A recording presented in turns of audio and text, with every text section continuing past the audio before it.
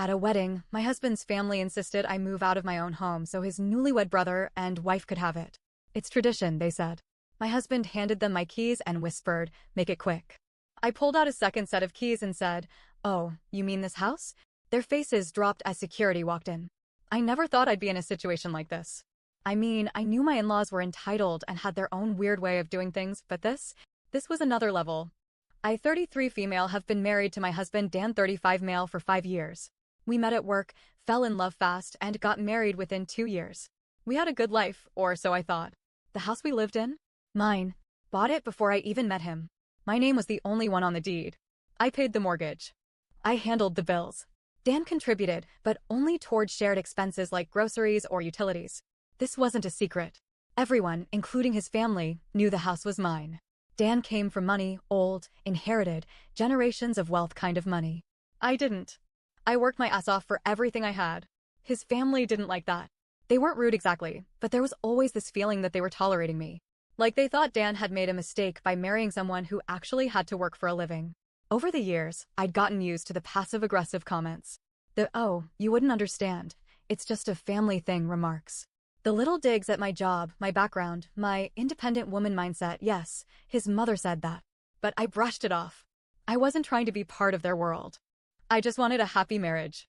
But then Ryan's wedding happened. Ryan, 30 male, is Dan's younger brother. Their parents adore him. He's the golden child who can do no wrong. So when he got engaged to Olivia, 28 female, it was a big deal. Huge wedding, over 300 guests, expensive venue in Napa. The kind of event where the napkins probably cost more than my monthly grocery bill. I didn't care. I wore my dress, showed up, and played the role of supportive sister-in-law. The ceremony was nice. The food was good. Everything was fine. Until the reception. After dinner, when everyone was relaxing, my ML stood up and tapped her glass. The room quieted. I thought she was going to make a speech about the happy couple. Instead, she smiled and said, "As you all know, when the younger brother gets married, the older brother must pass down his home. It's tradition." I froze. The room erupted in cheers. People clapped. Olivia giggled and squeezed Ryan's hand. My FIL nodded approvingly. I turned to Dan. He was staring at his plate, shoulders tense. I waited for him to say something. To correct her. To tell everyone that, no, we were not giving up our home. But he didn't. ML continued, "We are so blessed that Dan and OP have agreed to continue this beautiful tradition. Ryan and Olivia will begin their new life in their new home, effective tonight." The cheers got louder. I laughed. Out loud. Because surely this was a joke. It wasn't. The shift in the room was instant. A few people laughed nervously, thinking I was joking. Ryan's smug expression faltered. Olivia blinked, confused. ML's mouth opened slightly, her eyes darting between me and the keys in my hand. Dan? He just sat there, completely frozen. Security approached, dressed in black suits, moving with quiet authority. They weren't random guys I just pulled off the street. They were hired professionals from the wedding venue. I had spoken with the event coordinator earlier that day, just in case I needed backup. Ryan let out a forced chuckle. "What is this?" I tilted my head. "Oh, I'm just making sure everything's quick, like Dan said." Olivia's voice went shrill. "We're family. You don't need security." I turned to them, my smile never fading. "This is my house we're talking about," I said slowly. "And you all seem very, very comfortable making decisions about it without me." That shut her up. But then ML stepped forward, placing a hand on her chest like she was offended. "This is completely unnecessary, OP. No one is forcing you to do anything. We are simply following tradition." I laughed, sharp and cold. "No, you're stealing." Ryan's jaw clenched. Olivia let out a dramatic gasp. Dan finally snapped out of his trance and stood up. "Babe, can we talk?" Alone. Now he wanted to talk? I looked at him, really looked at him. The man I married. The man I thought was my partner. And I realized something. He had never been on my side. Not once. He might have loved me in his own way, but when it came down to choosing between me or them, he had already made his decision. I ignored him and turned back to security. "Please escort these people away from me." They nodded and moved in. Ryan stepped back. "You're overreacting." "No," I said, "I'm reacting accordingly." Security motioned for them to step aside, but Olivia lost it. "You can't do this to us. We have nowhere to go." I arched an eyebrow. "Oh, so suddenly you need somewhere to go?" I thought this was all just tradition. Her face went red. ML scoffed. "This is childish. You're acting like a petty little girl." That's when I dropped the real bomb. Oh, you mean the house I already sold? Silence. Dead. Thick silence. Ryan went pale. Olivia's eyes widened. ML actually staggered. Dan's face drained of color. You, what? I smiled wider. Oh, didn't Dan tell you? I looked at him, feigning innocence. The house was mine. My name. My money. My decision. I leaned in slightly. And a month ago? I sold it. Ryan stumbled back like I had hit him. You're lying. Olivia's mouth opened and closed, making no sound. Dan shook his head, desperate now. No, that's impossible. You would have told me. I shrugged. You never asked. ML clutched at her necklace like she was about to faint. But where are you going to live? And this?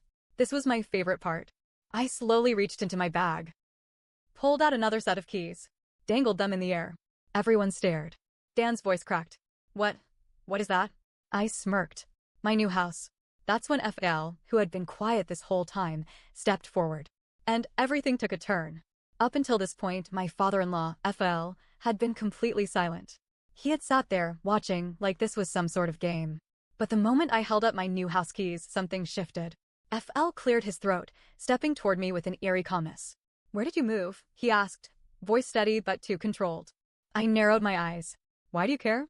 Dan turned to FIL, confused. Dad? But FIL wasn't looking at him. He was staring at me. MIL, still recovering from the shock, placed a trembling hand on FIL's arm. This isn't important right now. He ignored her. Where's your new house? Something was off. Ryan and Olivia were too busy processing the fact that I had sold their so-called inheritance to notice. ML was flustered, clutching at her pearls like she had been personally robbed. Dan looked lost, like his entire reality was breaking apart. But FIL? FL was calculating something. So I decided to test him. I tilted my head. Take a guess. For the first time that night, FIL's expression changed. It was brief, but I saw it. His mouth twitched. A flicker of something dangerous flashed through his eyes. I had seen that look before. And suddenly, I understood exactly why he was asking. ML gasped as she put the pieces together. Tell me you didn't, she whispered. I smiled. Oh, but I did. See, months ago, before I had even decided to sell my house, I overheard FL talking about a property he had been trying to acquire for years. It was his dream home, a stunning estate right on the waterfront. The kind of place people fought over. But the deal kept falling through. The owners wouldn't sell to him, no matter how much money he threw at them. And when I started looking for my new home, I found out that the owners were finally selling. So I bought it out from under him. For less than what he had offered. And I never said a word. Until now. FIL's fists clenched at his sides. That house was supposed to be mine. I shrugged. Guess you should have moved faster. ML screamed. You absolute snake. Ryan looked like he had been physically slapped. Wait, that means you didn't just screw us over, you screwed over Dad.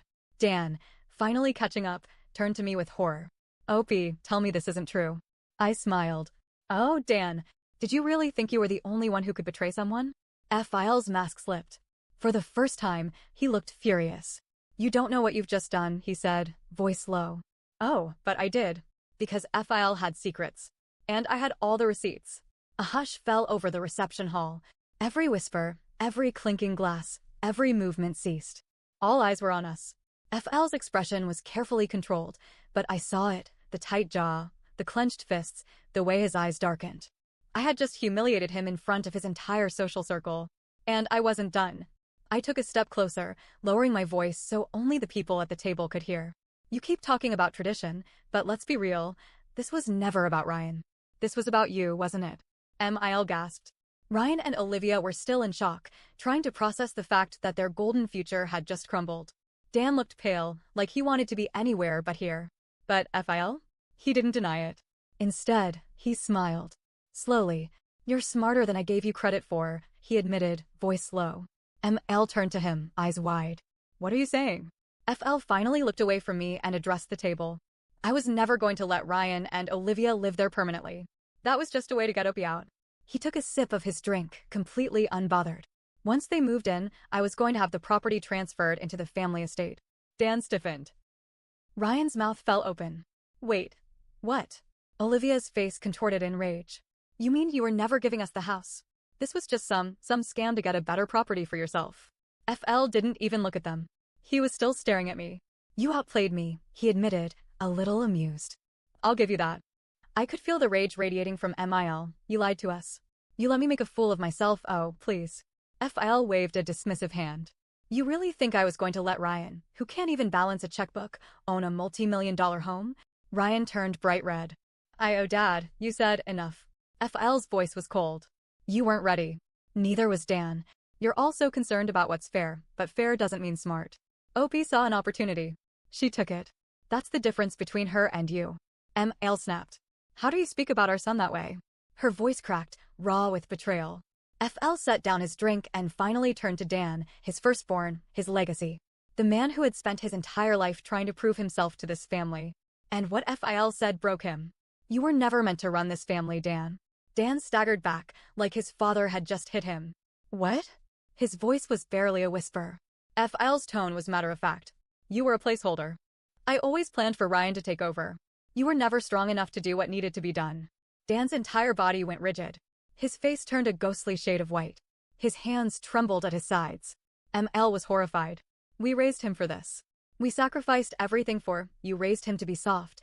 Fl cut in, his voice sharp. He married a woman who outsmarted us all, and instead of controlling the situation, he let her win. I should have felt victorious. I had outmaneuvered them. I had exposed them. I had won. But when I looked at Dan, he was breaking. He stared at his father like a child who had just realized Santa wasn't real. Like everything he had believed in, everything he had worked for, had just been ripped away. I gave you everything, he whispered. His voice was raw, shaking. I tried to be the son you wanted. Fil sighed, looking bored. And that was your mistake. Dan's hands curled into fists. I thought he was going to hit him. But instead, he turned to me. You planned this.